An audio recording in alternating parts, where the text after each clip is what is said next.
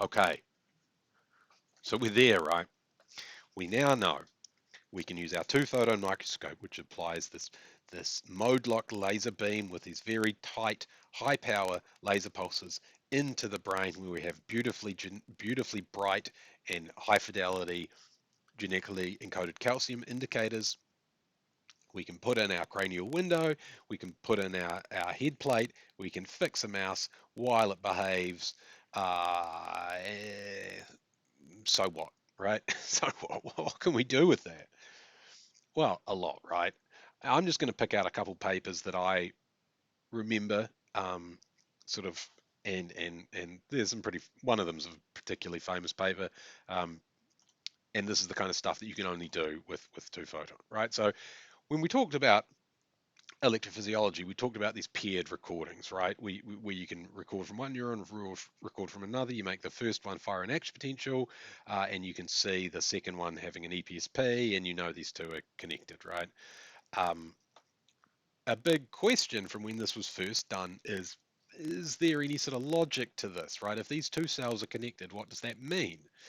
Now, if we sort of think about Hubel and Wiesel, we should have some ideas about um, the propagation of receptor fields.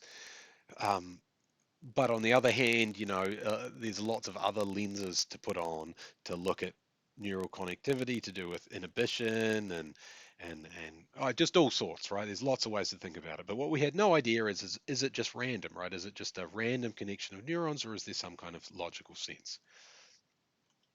And so this Coe et al. Paper that's now a decade old, um, was done to try and look at that, right? So they're in good old V1. They're displaying drifting gratings, i.e., lines moving, and they're using OGB1 AM. So this is a calcium indicator AM ester.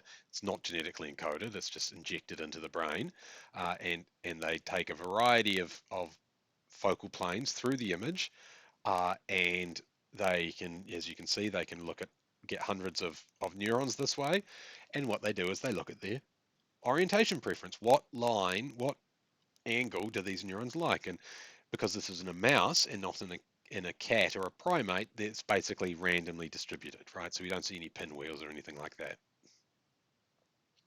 And then this is just showing signal correlation, which is basically, here's the calcium signal. This is about 20% F over F, so we can assume that each one of those is probably about one action potential, maybe two at the most. Um, and so if these signals correlate very strongly, we could assume that these neurons are firing at basically the same time. Cool. Okay, so we know the orientation preference of the neurons, and we know the correlation of the neurons. So the question then is, if two neurons like the same orientation preference, if two neurons have the same orientation preference, if they like the same orientation, are they more likely to be connected or not? So this is where this experiment got truly heroic. So here they are imaging in vivo in the mouse's head. Then they cut brain slices, still alive, right? The neurons are still alive. Then they use 4 electrodes to patch these 4 neurons that they've already imaged in vivo that they know, and they know their orientation preference. Here is the orientation preference of neuron 1. It doesn't like anything. Here is the orientation preference of neuron 4. It loves vertical lines going up or going down. Neuron 3 likes them going up and to the right, and to a lesser extent down to the left. And neuron 2 likes up a little bit and down a little bit less. Okay. Then they look to see who is connected, and what they see is that neuron 3 is connected to neuron 2, and that's basically all. And then they did that again and again and again and again. And what they found was that the connection probability for 2 neurons that had the same orientation preference, i.e., the difference in orientation preference was 0, was nearly just under half, which is pretty high. Um, while if they were orthogonal, if the orientation preferences were 90 degrees to each other, then it was only 4 out of 24. So um, much lower. So neurons that code for the same features are more likely to be connected than those who don't. Um, this is just looking at direction selectivity rather than orientation preference, right? Because orientation is this line has the same orientation as if it goes up or if it goes down, right? And this is looking at direction preference, i.e., where this and this are different. And yes, so if the neurons had the same direction preference, they had a very much higher connection probability, nearly 50% of the time were they connected.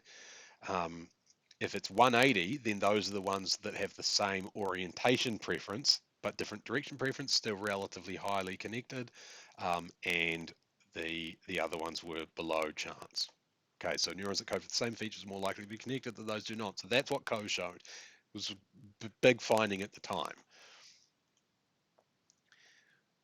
More recently, there was this paper done, right? So the idea that neurons that code for the same thing might be connected, sort of plausible. But what does that mean in reality, right? So in that previous one, there was no inhibition allowed. They'd blocked all of the inhibition. So basically, how does inhibition work into this? Because while neuron A and neuron B could be connected, that doesn't necessarily mean that neuron A helps drive neuron B. Because what if neuron A also drives an interneuron that ends up inhibiting neuron B? So a much more, I wouldn't say it was more complicated. It was more genetically complicated. Um, Set of experiments were done. So they used viral transduction of GCAMP6 rather than OGB1, and then they put in an optogenetic excitation protein called crimson, where they could now um, they could image the activity of neurons and also read off the activity of neurons. And they could do this in a sort of a semi-random fashion, in the sense of they could do it to hundreds of neurons, one after the other. Not random's not the right term, in a sequential fashion.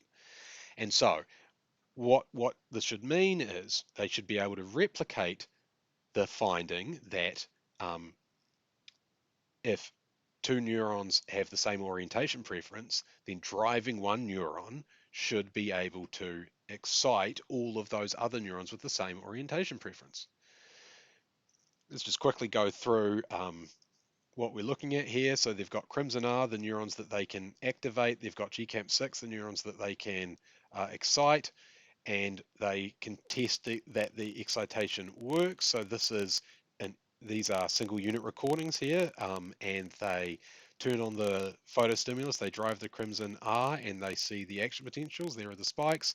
Here they are aligned. So this would almost be a peristimulus time histogram if there was peaks up here showing where the neurons like to fire an action potential. And this is what the delta F over F looks like when they drive a train like that. It's important to note here, they can't, even though these neurons are plainly firing in bursts, 1, 2, 3, silence, 1, 2, 3, silence, 1, 2, silence, 1, 2, 3. That's not what they see from the delta F over F. This is all summed up, right? And this is the problem with calcium imaging, is that it's not very good for telling subtle patterns apart. But nonetheless, they're able to excite cells and image their activity in one go. Now, when they excite um, some neurons become more active, right? So this is what they're seeing here. Um, and some neurons become less active. Fair enough. Now, when they look at the change in activity as they move further and further from the cell they're exciting, which is what you have in this orange line, you see that when they're very close, when the two neurons are basically side by side, one neuron is very good at exciting the other one. But as you move further away, it actually turns into inhibition by the time it's about 100 microns away, and then basically to nothing. It has no effect by the time you're sort of half a millimeter away. Still hasn't really answered the question we hear, right? But here we have basically, so they're just looking at signal correlation, which is what the previous one did, which is basically a measure of how similarly the neurons respond. And when they drove a neuron that had a very high correlation with another neuron, the response, the influence was negative. It inhibited the cell. While if the correlation was negative, so the neurons had basically the opposite response, then there was no net effect. If you stop talking about signal correlation and just the difference in the preferred orientation, well, again, we see that as that preferred orientation difference drops to zero, i.e. the two neurons signal the same thing, then the response was clearly negative, and it goes up to being zero when the neurons are closer to 90 degrees. They have a completely different feature. Now, some people still don't like this finding, um, but it certainly shows the power of these advanced optical techniques that you can control and monitor populations of neurons with known properties very easily. And I'm still waiting for somebody to do a similar experiment uh, with complex cells, human beings with complex cells, to show whether or not it's true that a complex cell is just a cell that gets all of its inputs from a bunch of simple cells with their receptor fields in a line. Because using exactly this approach should be able to do it. I.e., you find a bunch of simple cells, you find a complex cell in the middle, you see that the correlation is just like what you hope, that whenever these simple cells are active, this complex cell is active, and then you see if that goes away if you inhibit all of those simple cells. And vice versa, if you excite all those simple cells, you should see the complex cell fire even when there's no visual stimulus.